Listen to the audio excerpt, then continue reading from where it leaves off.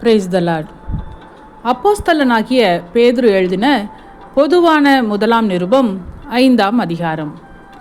உங்களில் உள்ள மூப்பருக்கு உடன் மூப்பனும் கிறிஸ்துவின் பாடுகளுக்கு சாட்சியும் இனி வெளிப்படும் மகிமைக்கு பங்காளியுமாய் இருக்கிற நான் புத்தி சொல்லுகிறது என்னவென்றால், உங்களிடத்திலுள்ள தேவனுடைய மந்தையை நீங்கள் மேய்த்து கட்டாயமாய் அல்ல, மனப்பூர்வமாயும் அவலட்சணமான ஆதாயத்திற்காக அல்ல, உற்சாக மனதோடும் சுதந்திரத்தை இருமாப்பாய் ஆளுகிறவர்களாக அல்ல, மந்தைக்கு மாதிரிகளாகவும் கண்காணிப்பு செய்யுங்கள்.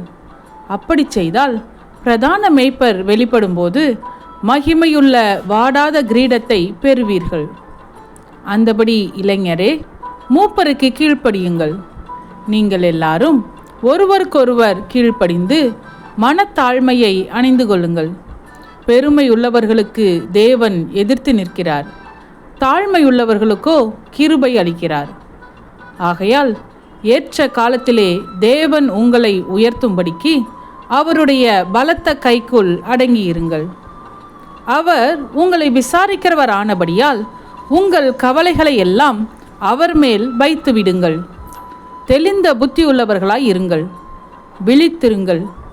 ஏனெனில் உங்கள் எதிராளியாகிய பிசாசானவன் கெர்ச்சிக்கிற சிங்கம் போல் எவனை விழுங்கலாமோ என்று வகை தேடி சுற்றித் திரிகிறான்.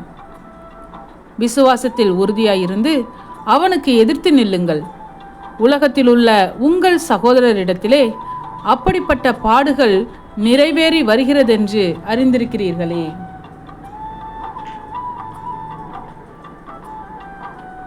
கிறிஸ்து இயேசுவுக்குள் நம்மை தமது நித்திய மகிமைக்கு அழைத்தவராயிருக்கிற சகல கிருபையும் பொருந்திய தேவன்தாமே கொஞ்ச காலம் பாட அனுபவிக்கிற உங்களை சீர்படுத்தி ஸ்திரப்படுத்தி பலப்படுத்தி நிலைநிறுத்துவாராக. அவருக்கு மகிமையும் வல்லமையும் சதா காலங்களிலும் உண்டாயிருப்பதாக. ஆமேன். உங்களுக்கு புத்தி சொல்லும்படிக்கும் நீங்கள் நிலை கொண்டு நிற்கிற கிருபை தேவனுடைய மெய்யான கிருபைதான் என்று சாட்சியிடும்படிக்கும் நான் சுருக்கமாய் உங்களுக்கு எழுதி எனக்கு தோன்றுகிறபடி உண்மையுள்ள சகோதரனாகிய சில்வானுவின் கையிலே கொடுத்து அனுப்பியிருக்கிறேன். உங்களுடனே கூட தெரிந்து கொள்ளப்பட்டிருக்கிற பாபிலோனில் உள்ள சபையும் என் குமாரனாகிய மார்க்கும் உங்களுக்கு வாழ்த்துதல் சொல்லுகிறார்கள். ஒருவரையொருவர் அன்பின் முத்தத்தோடே வாழ்த்துதல் செய்யுங்கள். கிறிஸ்து இயேசுவுக்குள்ளான உங்கள் அனைவருக்கும் சமாதானம் உண்டாவதாக. ஆமேன், ஆமேன். சத்தியத்தையும் அறிவீர்கள், சத்தியம் உங்களை விடுதலையாக்கும். இந்த வசனத்தின்படி அநேகர் சத்தியத்தை அறிந்து விடுதலையாக்கப்பட இந்த சேனலை லைக் செய்யுங்கள், அநேகருக்கு ஷேர் பண்ணுங்கள். ஜீவ வார்த்தையை தினமும் கேட்க சப்ஸ்கிரைப் செய்யுங்கள்.